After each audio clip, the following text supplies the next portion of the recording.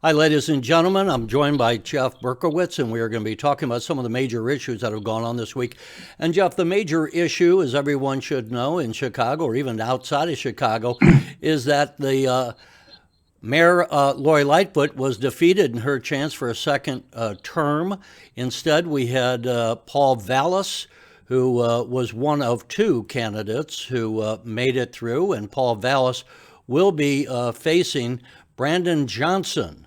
And Jeff will be giving us some more information about Mr. Johnson. You can see here he wants $2 billion more in spending. He wants to hire youth to fight crime. He's proposing to have a hotel tax to bring in some additional revenues. And to fight crime, he wants to, again, hire youth, as well as having, I should say, an employment head tax. So Mr. Paul Vallas is not in favor of that. We'll hear from him in just a second. But, Jeff, why don't you give us your general opinions of what went down in this election, and why did Lori Lightfoot fail, become the first incumbent mayor in 40 years not to win a second term? Well, in 2019, when she was elected, she won in her runoff against Tony Preckwinkle, the Cook County Board President for like umpteen years. She beat Tony 75% to 25%. 50 wards in Chicago, she won every ward. And she went in 4 years from that 75% every ward to barely getting 17% of the vote, getting a third place vote. Doesn't count. Win place show in Chicago doesn't count. You have to win, you got a place, first or second. And there was Paul Vallas at 34%.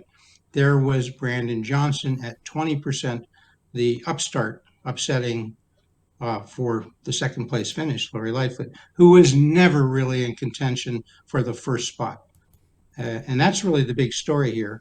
Paul Vallas, who hadn't won a race before for anything and had run several times, comes in this case as the favorite. All the polling had him in 34%, 35, 36 in the recent polling, and that's what they got. Let me 30, ask. 34. Let me ask. So let me just answer your short reason. Why did she do so poorly? She made herself tremendously unpopular. She had an uncanny knack for getting even her friends to dislike her. I mean, Pat Dowell, who was an alderman, that Lloyd Lightfoot put there as chairman of an important committee, and Dow was with her for 2 or 3 years working hard on her behalf. She ends up endorsing somebody else. So how you could lose Pat Dow, one of the sweetest, nicest, when you meet her, you're just going to like Pat Dow. And she upset her. So she drove people away. And the main thing, Delmarie Kopp, who's a well-known consultant here in Chicago, she said she misunderstood when she won 50 wards. She thought she had the power. As Delmarie Cobb said, she had the position of mayor, but that was not a dictator. She couldn't go around All willy-nilly right, I upsetting want to move a little people. quickly here. Let's move. One of the reasons she lost, and you and I have talked about this in the past, is that crime was a major issue. And we had this before. We can see this rise, overwhelming rise in crime going up in virtually every category there, and that obviously has become increasingly a major factor in discontent in Chicago. Now, with that in mind, I think a lot of people have no clue at least outside of Chicago, who Brandon Johnson is. What can you tell us about his background? And is he going to be, as Lori Lightfoot was accused of being, soft on crime, or is he stepping up to the plate and saying he's going to be tough on crime? Well, no, he's already soft on crime. He's going to have to do a reinvent. Look, he's about 45. Half of his professional career is as a teacher. The other half is a organizer for the Chicago Teachers Union. So the Chicago Teachers Union has become tremendously unpopular. Many teachers are still popular, but not the teachers union. It's 30,000 teachers strong. They and other unions gave two and a half. Well, they gave mostly $2.5 million, the Chicago Teachers Union, to Brandon Johnson, and he got from other unions 1.5 million. So I think it's like $4 million. People want to know how in a short time, 6 8 weeks, he went from 3% to 20%. That's how you do it, Terry. Terry, if I gave you $4 million, we could make you number two as well, probably. I I mean, might even change you my have an idea. opinions for that much money. I mean, So anyway, let me ask you, Lori Lightfoot had that challenged, or not very well, a couple of years ago, and you and I talked about this. There was the teacher strike in Chicago. I think Lori Lightfoot caved on that. Were the teachers always against her, or why did they back Johnson instead of Lightfoot? Well, no, from the beginning, they liked Preckwinkle. Preckwinkle was always in tight with them, and when Lightfoot came in, she wasn't, and it just got worse. And she thought if she placated them in the 2019 contract, give them everything they want, they'll love her. They didn't. They just continued to roll over her. She gave them everything. We had salaries going up from like an average salary of 73,000 to almost 100,000. You had salaries going up anywhere from 25 to 50%, whether you look at teachers, whether you look at nurses, whether you look at social workers. It's a tremendous boondoggle. Okay. And they don't perform. A charitable number would say 1 in 4 students at CPS performs at grade level. Other statistics would say 11% of blacks read at grade level, 17% of Hispanics read at grade level. For doing math, it's like 6 to 12%. And 90% of your on students are that point, let me bring this up. Is exactly what you're talking about here. That despite spending $28,000 per pupil, only a few Chicago public school students can read or do math at grade level as of last year's recordings, and we see the numbers there. So, is that going to be education? Is that going to be a major issue for Paul Vallas? Is education going to be a major issue in the election, or is it going to be on crime? What is your sense of what crime people are will be talking number about? one. Education will be more important than it was in the election that was just concluded, but it still will be crime number one. Vallas has the advantage because, as you remember, Terry, I did two shows with Paul Vallas in April of last year, 10 months ago. And we focused one completely on crime, the other on standing up to the teachers' unions, the poor performance at CPS, and high property taxes. But what does it come down to? Three things, Terry: crime, crime, and crime. Now there will be some and perhaps considerable discussion of education. It certainly, though, will be number two. And those numbers you just put up, Terry, Brandon Johnson's going to have to answer for that because people are going to say, well, you were an organizer for the Chicago Teachers Union. You were a teacher. What do you think about that statistic? Why are only 11% of black students at CPS reading at grade level? He's going to say, we're not spending enough. We're spending $28,000 per kid per year. I got to see this. I tried to have Brandon Johnson on my show. He respectfully declined. Okay.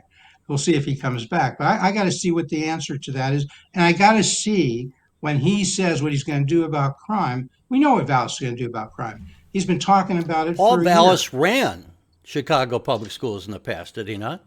Right. Yeah. 1995 to 2001. That was the beginning of reform of Chicago public schools. He brought in at the time the first 15 charter schools, which are the alternative to the failing schools. Now I believe there are 60. Now I think it's like, I don't know, 40 or 50% of the enrollment. The enrollment went up 30,000 students in his tenure. Since he left, it's gone down 100,000. So how is Brandon Johnson going to support what he says that Vallas hurt the Chicago public schools? He hurt them so Speaking of much the enrollment expanded. population going down, this is an amazing statistic here, again from our friends at Wirepoint, uh, Chicago public schools, and how many of them are virtually empty. Five It's percent, 5%. It's just ridiculous. And you get schools that you have 5% of capacity.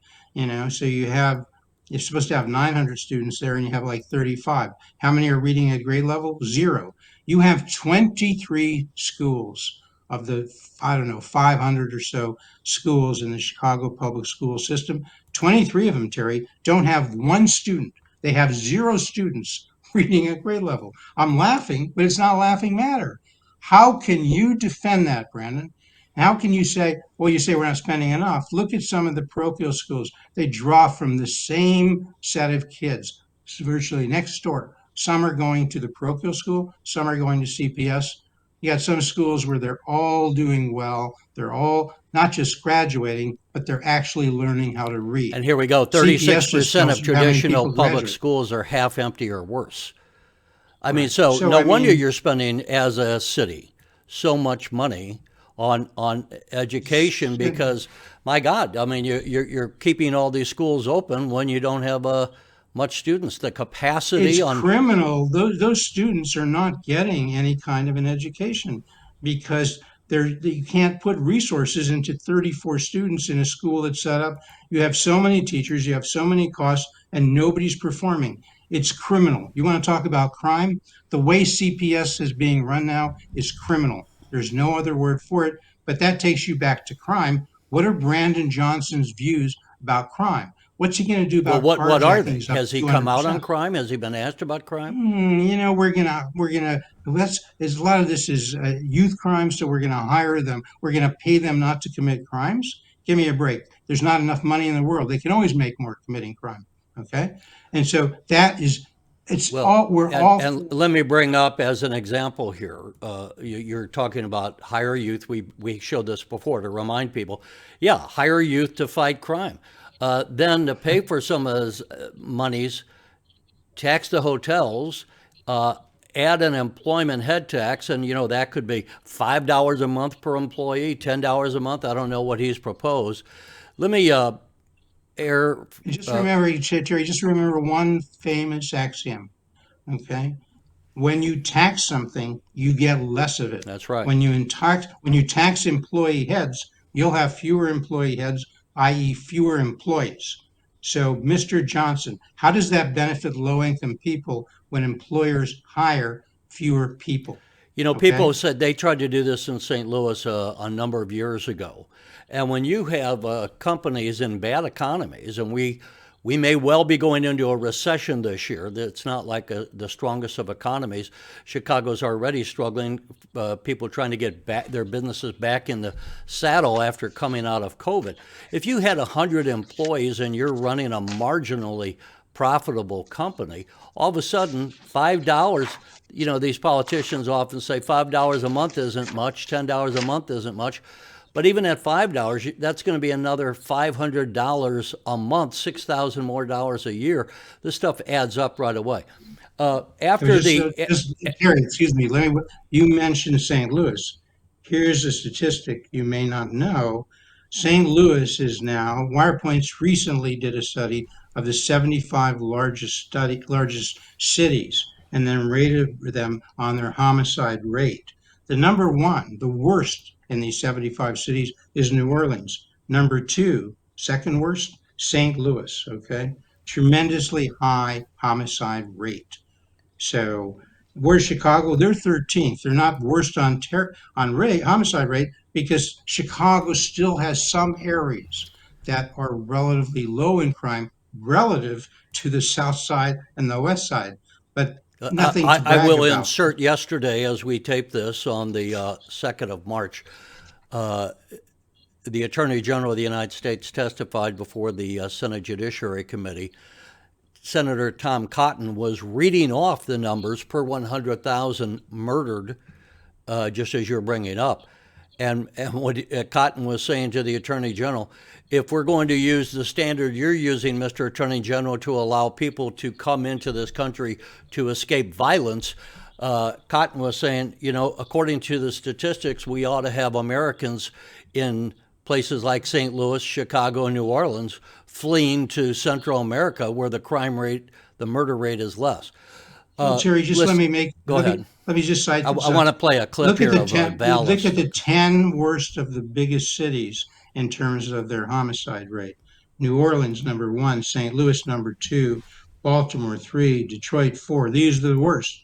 Memphis five, Cleveland six, Milwaukee seven, Atlanta eight, Kansas City Philadelphia, Washington, Oakland, Chicago. It's the who's who of the Democratic Party leadership leading these so-called big cities and high homicide rates. America needs a change in leadership in these cities. They need people who believe to treat criminals as criminals, not as victims. I would And say so, this is where we are as a society, not just Chicago, Illinois, the United States. We are in a transitional state. I think the woke crowd has overplayed their hands, the soft on crime, and we've seen it across these major cities. There's a move by the Attorney General of Missouri now to vacate the office of prosecuting attorney in St. Louis, Kim Gardner, because she is accused, like Kim Foxx, of being a prosecutor who doesn't want to prosecute. That said, I don't want to spend the whole simple, time on crime. Terry, Let me play. one quick interruption. With Fox, it's not just that she doesn't want to prosecute. She doesn't want to investigate. When they do arrest, which is seldom, she doesn't want to charge. She doesn't want to detain. She doesn't want to prosecute. She doesn't want to sentence. She doesn't want to imprison. That's not criminal justice. That's not a system that deters.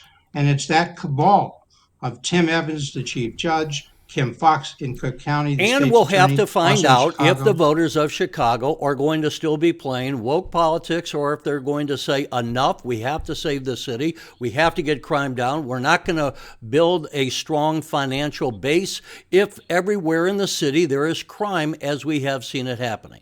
Now, after the election, the day after the election, and we had Paul Vallas and Brandon Johnson. Paul Vallas was asked some questions in kind of an impromptu press conference here. Let's listen to what Mr. Vallas had to say. The video is courtesy of Fox 32 Chicago. His so-called tax the rich plan, that doesn't look like a tax the rich plan to me when you're talking about head taxes or on small businesses, which are taxes on the number of employees, or when you're talking about things like raising the hotel motel tax on an industry that's been pummeled by COVID. I mean, that's not a tax the rich plan. That's a let's destroy Chicago's economy plan. All right. And there we have it, the comments of Paul Vallas.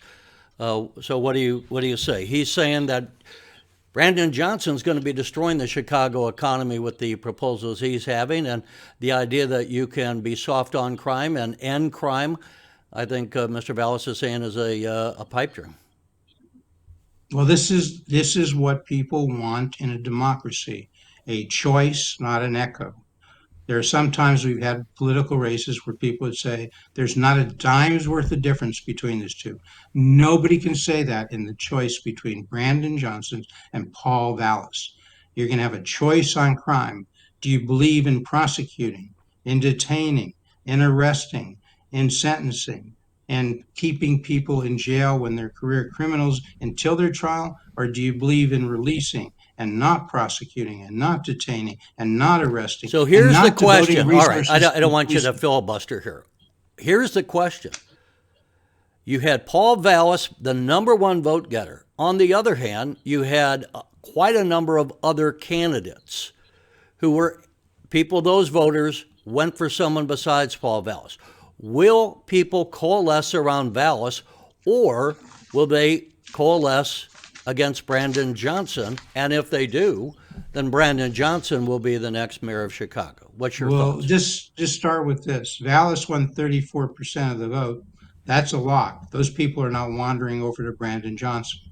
And then you say, well, where else does he get his votes? Who? Willie Don't say him. Wilson. Where else will who get his votes? Where else does Paul Vallas? How does he go from 34% to 50% plus one? That's what he needs in a two-person runoff. How does he do that? Willie Wilson, 9% of the vote. He's consistently in his various races got 9-10%. Has Willie Almost said all anything black. about endorsing Vallas? Not yet, but I'll bet you, dollars to donuts or whatever the saying is, that endorsement will go to Paul Vallas. He'll be working the black churches with Willie. He'll be working the schools and the CPS, which are primarily black and Hispanic. And Ray Lopez, watch this one. Ray Lopez stood up City with alderman in Ted Chicago, Dabrowski. right? Right. He was in the race. He got out. He endorsed Willie Wilson. But just in the last week, he stood up with Ted Dabrowski on wire points, saying very much the same things we're saying on crime. Watch for Ray Lopez to endorse Paul Vallas. And does Lopez have And enough he's political got juice with the some, Hispanic voters that yeah. he could bring them Well, in? we just saw how Chuy Garcia, the congressman, did with the Hispanic vote. What did he get? He got 14%. So can again, he only needs he's got 34%. Can he get 16? Willie can get a large part of his 10%, not all of it. What Lopez can get a large part of the Hispanic vote. There's more independent votes to get. There's more Republican votes. Paul Vallas, I'll make this prediction, will be. I'll be fair in my interviews if I get to do Brandon Johnson or Paul, but just being objective, just on what I just said, Terry, that's the path to victory for Paul Vallas. It's just been outlined. It's right there. Anybody can see it. The hard part would give me a path to victory for Brandon Johnson. I mean, I challenge people. Is he going to get a lot of the Garcia vote? And I don't. He's got to get most of it. He's got to go out there and get the Willie Wilson vote. He's going to get that. Give me a break. Lightfoot, he may get. Yeah, he may get Lightfoot, but not even all of it. Johnson's got major, major problems. Mark my words. Paul Vallas will be the next mayor of Chicago. what has Johnson accomplished? Does he have any kind of a resume? Vallas has been the head of the Chicago Public Schools. He's been the head, Yeah. I believe, of Boston at one time. He was the head of New Orleans schools for a while. So Vallas has run not only major school districts, but major organizations with big budgets. He was also Pat Quinn's running mate, so people This obviously know him. this He's is run the a number of problem. times. Look, I want to be respectful and give Brandon Johnson to come on our show and explain why Well, I'm we are, wrong. but I'm Okay? asking. I But I'm have not saying heard of him before. look, he's He's a he's a brand new teacher. guy to first time he's running, Yeah, right? as I've said, he's a former teacher. I respect that. I think that's for 9 or 10 years. He's been an organizer at CTU. He got the endorsement of CTU. Hasn't been the president of the union. Hasn't been the vice president. I don't know if he's been in the leadership. So what are his accomplishments? As I said, he's a former teacher. He's a former organizer of the Chicago Teachers Union. Do you Do you know consider those offhand accomplishments? what percent of the vote are teachers? If the teachers all 35th. go for Johnson, is that enough? Is that enough votes to carry Johnson to victory? No, because Terry, there are 500,000 people, 510,000, I believe, in this last election. Teachers are 30,000. If you get every one of them to vote for you, that's not what you need. Now You're going to need 260,000 votes, not we've seen, 30,000. as we said, crime. We've seen crime on Michigan Avenue. We've seen crime at some of the malls. We've seen crime going into areas where there was never crime before, violent crimes, carjackings, and others. To what extent is the business community and the people on the north side who might be the limousine liberals in the past, to what extent are they going to say, okay, we're going with Vallas because we need someone who can be tough on crime? Where It's are their they? Do you have a last sense of it? it's their last clear chance to change things on Michigan Avenue, to change things on the north side, to make Chicago safe again. And remember, Terry, on the black side and the west side, it predominantly black. When we look at homicides, Terry, 4 out of every 5 homicide victims are black. It can't be racist when you say we want to stop crime, we want to stop homicides, unless you don't want to save those 4 out of every 5, 80% victims who are black. If you don't care about them, if you have 700 homicides, which we had last year, and 560 of those 700 are black, you don't care about them. You're the racist. The person who doesn't care about those victims, that person's a racist. And not you, failing Terry. schools, as we talked about. Why these kids that are failing are often in the black and brown communities, as so many of the Democrats like to say. If you don't care about the 90% of the CPS students who are black and Hispanic, and you don't care about the reading rate, and you don't care about the math proficiency rate being in the single digits, 5%, 10%, you don't care about those 80% black and Hispanic who don't learn how to read, well, that person is the racist. People are calling Vallas a racist. That's ridiculous. He's made it clear. He sweated. He's got sweat equity from 1995 to 2001 in building that system and putting new schools there, having double periods of English, because he said the most important thing we can do is teach these kids how to read. And he started the needle going up, and people who came after either kept it the same or pushed it down. I'd like to see Brandon Johnson persuade me how a guy who grew the system 30,000 is somehow worse than the people who came after him and decreased the system by 100,000. If I'm The hearing you math right, doesn't add up. Johnson has no managerial experience heretofore, does he? No, Terry, we don't live in an age of experience and achievement and competence. We live in an age, how much money can I get? Yeah, we're And the seeing media we're are seeing partly to that. blame, Terry. Yeah. The media are partly to blame. A lot of this race was not about education, was not about the things we're talking about. It was about the horse race. Who's got the money? Who's got the people? Who's going to win? How And much by are they that, you're spending? saying the way it Blah, was blah, covered blah. by commercial media in Chicago. Is that what you're saying? Yeah, They're not focusing on ABC7 the did a issues. debate, Yeah. Terry. ABC7, not to pick just on them, but they did a debate with the League of Women Voters, 90 minutes, not one question, education. That was criminal. That was criminal. I mean, There's this no is where better we've seen example it of before. malpractice. It's journalism malpractice. When Yes, you and don't bring up, it's got to stop, Terry. as we If have this shown before, and here we got. I mean, we've shown this. 36% traditional Chicago public schools are half empty or worse. The kids are failing to perform. And how is it that you can ignore this? How is it that you can turn a blind eye to the failings of the system of those young American children who, unfortunately for them, were born in the wrong zip code? And so, we have who's their champion? I think Vallas, my estimation is because of the reason that he's already had the experience. Now, I don't know Chicago like you know Chicago, and I don't know to what extent the business community is going to be rally around Vallas, or those voters who might traditionally have been more sympathetic to a liberal candidate, to what extent Vallas would say he's liberal, but maybe not quite as liberal as Mr. Johnson. Vallas is talking about development on the west side, on the south side, about the businesses that have been forgotten.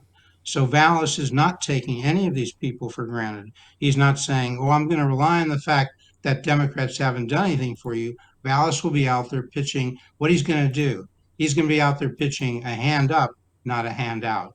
He's going to be out there saying, we're going to help you stabilize things because you can't do business in this area if you can't be safe. You can't cover the costs of shoplifting. You've got to stop shoplifting because we want you, the local black businessmen in this area, on the south side, on the west side, to succeed. We are your friends, he's going to be telling these folks. The question is, how persuasive will he be when he goes out there with Willie Wilson? Let me warn you, we only got like about a minute left here. I want to throw it back to you to say, look, let's wrap it up. Your best guess, who's going to win? The election is on April the 4th, and if whoever it is, Johnson or Vallas, how hard will it be to salvage what's left of Chicago that is now circling the drain? Well, damn hard. In his victory speech, Paul Vallas said he was promised to make, when he's mayor, to make Chicago the safest city in the country. Well, that's a little bit overly ambitious. All he has to do is promise to make it safer in the next 4 years, significantly safer, and then keep it going. You can't turn this problem around completely, but you can have a sharp, significant impact. You ought to promise that, and you ought to do it. On crime and on schools. You do that and lower the property taxes, which you can do, or at least constrain them, keep them under control. You do those three things: property taxes, schools, and crime. You will be reelected in 4 years. All right, we'll see. And Jeff, we'll do another show on this, obviously, before April the 4th. And thanks for joining us, folks. Thanks for watching. Give us a comment. Who would you want to see as the next mayor? Thanks so much.